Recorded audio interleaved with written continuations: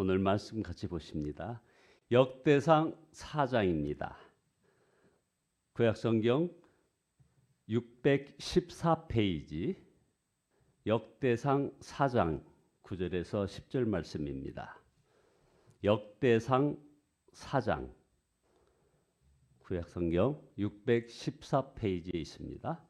역대상 4장 9절 10절 말씀 함께 합독하시겠습니다. 역대상 4장 9절 말씀. 야베스는 그의 형제보다 귀중한 자라. 그의 어머니가 이름하여 이르되 야베스라 하였으니 이는 내가 수고로이 낳았다 함이었더라. 야베스가 이스라엘 하나님께 아뢰어 이르되 주께서 내게 복을 주시려거든 나의 지경을 넓히시고 주의 손으로 나를 도우사 나로 환난을 벗어나 내게 근심이 없게 하옵소서 하였더니 하나님이 그가 구하는 것을 허락하셨더라. 아멘. 조민정 권사님 1천 먼저 올리셨습니다. 이채은 어린이 감상금 올렸습니다. 이민기 어린이 감상 올렸습니다. 방희주 목사 감상 올렸습니다. 기도 올리겠습니다. 말씀 한마디로 우주 만물을 창조하신 전능하신 하나님께 찬양과 경배를 올려드립니다. 우리를 회개하고 주 앞에 이렇게 십자가 사랑 감사하며 나옵니다. 귀한 예물 주 앞에 드렸나이다. 드려진 예물과 자신의 몸을 제물 삼아 나왔나이다. 드려진 예물과 제물에 주께서 손을 얹어 주시고 연락하여 주시고 저들의 기도에 주께서 응답하시는 은혜의 역사가 있어지게 도와주시옵소서. 저들의 가정과 가문 위에 아버지는 형통의 복을 더하여 주시고 2025년도에 이제 건강의 복으로 형통의 복으로 관계의 회복의 복으로 함께하여 주시옵소서. 예수 그리스도의 이름으로 기도드리옵나이다. 아멘. 함께 인사 나누십니다. 사랑합니다. 오늘 말씀 제목은 삶을 바꾸는 기도라는 제목으로 그 유명한 야베스의 기도를 다시 한번 다뤄보겠습니다. 우리가 새벽 기도를 하는 데 있어서 이건 사실 의무가 아니고 축복입니다. 기도하면 응답하시겠다는 하나님의 약속은 어디 마트에 가서 무엇을 달라고 하면 내다 주겠다고 하는 그런 의미가 결코 아니죠. 하나님이 좋은 아버지임을 알게 되리라는 것, 이 말씀이 바로 이 새벽기도 나오자는 겁니다. 돌을 떡인 줄 알고 달라고 하는 아이에게 아버지는 당연히 떡을 줄 것입니다. 달라고 안 해도 좋은 것이 있으면 줄 것입니다. 하나님은 떡을 달라고 해도 떡을 주시고 돌을 달라고 해도 떡을 주시고 달라고 안 해도 떡을 주십니다. 자, 그러면 왜 기도를 하라는 것입니까? 하나님께서 아버지이심을 경험하는 방법을 가르쳐 주신 것입니다. 아주 유명한 그 예화가 있어서 소개합니다. 멕시코 선교사의 그 이야기인데요. 한 소녀가 이 소녀를 죽이려고 하는 친아버지를 피해서 도망 나온 것을 보고 이 선교사님이 자기 가문에 입양을 했습니다. 이제 너는 내 딸이야. 무엇이나 필요하면 말해. 그러나 한 번도 무엇을 구한 적이 없답니다. 사랑을 받아본 적이 없었고 버림받을까 두려웠기 때문에 이 고아원에서 온 이 소녀는 아빠한테 뭘 달라고 말을 안 했다는 거죠. 자기가 필요한 것이 있었는데도 한 번도 구한 적이 없는 이 아이가 어느 날 이 선교사한테 다가와서 아주 작은 목소리로 이렇게 말을 했답니다. 아빠, 저 신발끈이 하나 필요해요. 그 말을 듣는 순간 그 선교사님이 막 울었다는 그런 얘기입니다. 이 아이가 이제 나보고 필요한 것을 달라고 했다. 여러분, 이것이 기도입니다. 내가 너의 좋은 아버지라고 믿어. 내게 물어라. 구하라. 내가 아버지야. 기도하는 것이 여러분 의무가 아닙니다. 이게 복임을 믿어야 합니다. 기도는 무엇을 얻는 비결을 가르쳐 주는 것이 아니라 아버지라고 믿어라. 마음껏 구하라는 것입니다. 아버지와의 친밀한 관계를 즐기라는 겁니다. 누리라는 것이죠. 기도는 사람의 운명을 바꿉니다. 오늘 소개하려는 이 야베스가 기도로 운명을 바꾼 유명한 사람입니다. 본문에 기록된 역대상 4장은 유다 자손과 시몬 자손 및 여분네의 아들 갈렙의 아들을 비롯한 여러 사람들의 후손들이 열거되고 있는 그런 족보입니다. 그런데 갑자기 유다 자손 중에 야베스에 대해서는 2절에 걸쳐서 특별하게 언급하고 있는 바로 그 장면입니다. 이 2절만 가지고는 야베스가 어떤 사람이었는지, 그의 생애가 어땠는지를 전체를 알기는 어렵습니다. 그러나 이 짧은 9절만으로도 우리는 기도에 대한 귀중한 교훈을 얻을 수 있습니다. 성경은 야베스가 귀중한 자라고 하였습니다. 야베스는 그의 형제보다 귀중한 자라. 그러나 야베스가 본래 귀중한 삶을 살았던 것은 아니었던 것 같습니다. 야베스는 출생 때 그 어머니가 지어준 이름이었는데 그 이름의 의미가 고통, 내가 수고로이 낳았다, 이런 뜻입니다. 하여튼 야베스는 자신이 태어나지 말아야 했던 사람, 어머니의 고통이라는 그런 자의식을 가지고 자랐을 것입니다. 그래서 10절에 보면 야베스는 하나님께 나의 지경을 넓히시고라고 했습니다. 그러니까 무언가 집도 아주 작고 땅도 작고 그냥 사는 영역도 작은 사람의 그런 답답함이 여기서 느껴지고 있지 않습니까? 또 나로 환난을 벗어나 내게 근심이 없게 하옵소서라고 기도하였으니 그가 환난 중에서 근심이 많았다는 말을 지금 표현하고 있는 것입니다. 그런 야베스가 형제보다 귀중한 자가 되었고 하나님께서 그의 기도를 들으셨다고 했습니다. 그래서 10절에 하나님이 그가 구하는 것을 허락하셨더라 했습니다. 자, 야베스의 삶이 이렇게 바뀐 것은 전적으로 그의 기도 때문입니다. 그가 어떻게 기도했기에 이런 삶의 변화가 일어난 것일까요?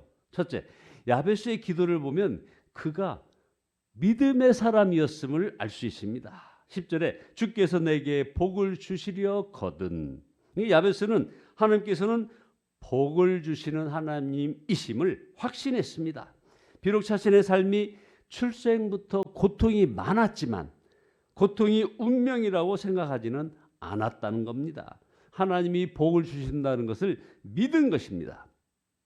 성경은 하나님이 분명히 복을 주시는 분이라고 하셨습니다. 잠언 10장 22절에 보면 여호와께서 복을 주심으로 사람이 부하게 하시고 근심을 겸하여 주지 아니하시느니라.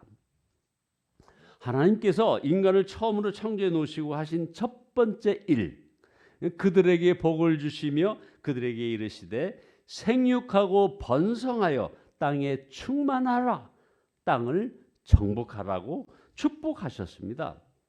문제는 이런 하나님의 축복의 말씀을 믿느냐 하는 것입니다. 하나님께서 복을 주신다고 믿어지면 기도가 나옵니다. 그러나 하나님은 자신의 좋은 것을 가져가시는 분이라고 믿는 이들도 의외로 많이 있습니다. 그러면 기도하지 않습니다. 하더라도 그냥 마음속으로만 멈춰버립니다.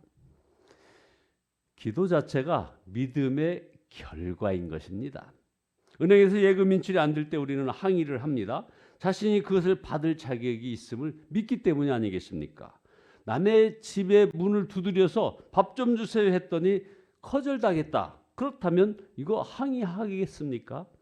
그러나 자기 집에 들어가서 엄마에게 밥 달라고 했더니 안 주면 그냥 막 화를 낼 것입니다. 여러분은 하나님께서 복을 주신다는 것을 믿습니까? 바로 기도가 말해주고 있습니다. 두 번째, 이 염려도 욕심도 없어진다는 겁니다. 우리가 기도를 하면 복받을 것을 믿으면 염려할 이유도, 그리고 욕심을 낼 이유도 없지 않겠습니까? 그런 점에서 야베스의 기도는 큰 오해를 받는 그런 기도입니다. 그것은 부자가 되고 성공을 이루는 기도라고 여기는 것 때문에 오해를 받습니다. 그렇게 오해할 여지가 있긴 합니다. 야베스가 자기의 지경을 넓혀달라고 기도하지 않았습니까? 하나님께 아뢰되 주께서 내게 복을 주시려거든 나의 지경을 넓히시고. 야베스의 이 간구는 자신의 땅을 더 넓혀달라는 의미로 해석할 수 있는 여지가 충분히 있습니다.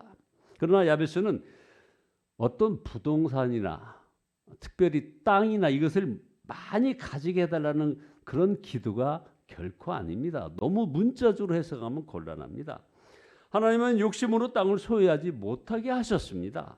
모든 사람에게 땅은 공평하게 배분하라고 하셨고, 혹 경제적으로 어려워서 땅을 팔았더라도 희년에는 돌려주라고 하나님께서는 명령하십니다. 그런데 야베스는 왜 땅을 구했을까요? 그가 원했던 것은 하나님의 약속하신 땅에서, 자세히 보십시오, 하나님께서 약속하신 그 땅에서 하나님의 영광이 회복되게 해달라는 그런 기도인 것입니다. 당시 가나안 땅은 하나님의 약속의 땅이지만 온전히 회복되지 못하였고 우상 숭배가 여전히 횡행했습니다. 야베스는 이런 상황에서 가나안 땅에 하나님의 나라가 확장되게 해달라는 기도인 것입니다. 하나님 나라가 확장되게 해달라는 기도. 이게 정말 중요한 부분입니다. 우리의 기도가 이런 기도가 되어야 하는 것입니다. 우리의 한국 사회 안에서 하나님의 말씀의 권위가 무너지고 낙태와 동성애, 영아, 살해 등 생명이 경시되는 이런 풍조가 만연해지고 있습니다.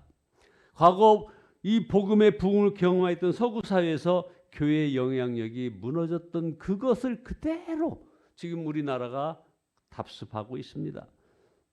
이것이야말로 야베스가 간절히 기도했던 문제였습니다. 새벽 기도를 이렇게 하되 어려움이 해결되고 부자가 되고 팔자가 고쳐지게 해달라고만 기도해서는 안 되는 것입니다. 하나님의 나라를 위한 기도, 민족을 위한 기도, 세상을 위한 기도, 한국교회 새 부흥을 위하여 이 새벽 기도 하여야 하는 것입니다. 그것이 야베스의 기도인 것입니다.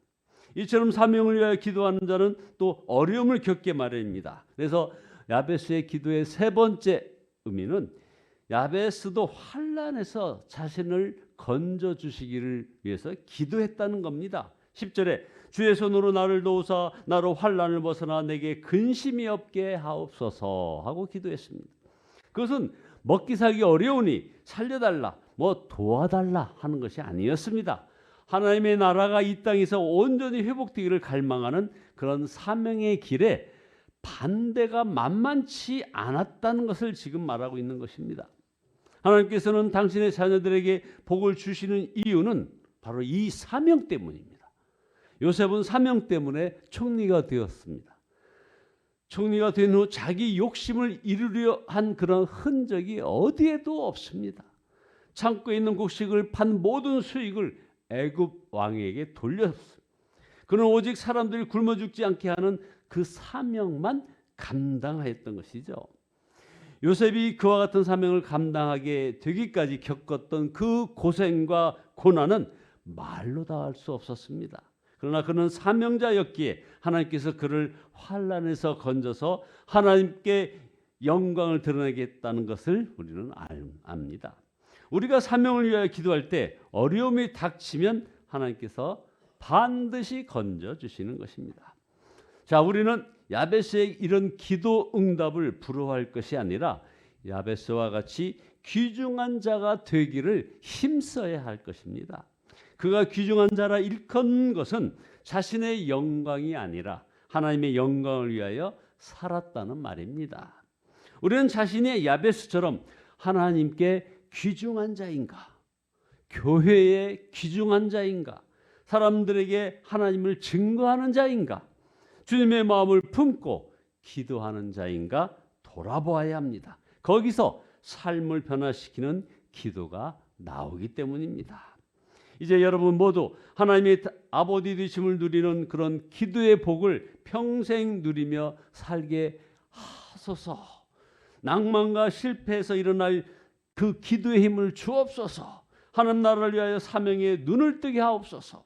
사명을 위하여 기도하고 사명을 위하여 살 그런 힘을 더하여 주옵소서 하고 기도하시는 저와 여러분 모두 되시기를 예수 그리스도의 이름으로 축원드립니다. 기도하시겠습니다. 전능하신 주님, 우리의 모든 허물과 죄를 용서해 주시고 이제 온전히 십자가 사랑 감사하며 나가게 도와주옵소서. 하나님이 아버지 되심을 누리는 그런 기도의 복을 누리게 도와주옵소서. 아버지여, 낭만과 실패와 질병에서 일어날 기도의 힘을 허락하여 주옵소서. 하나님 나라를 위하여 사명에 눈을 뜨게 도와주시고 이 사명을 위하여 기도하고 사명을 위하여 살 힘을 더해달라고 하는 간절한 기도가 우리 날마다의 기도에서 더해지게 도와주시옵소서. 예수 그리스도의 이름으로 기도드리옵나이다. 아멘.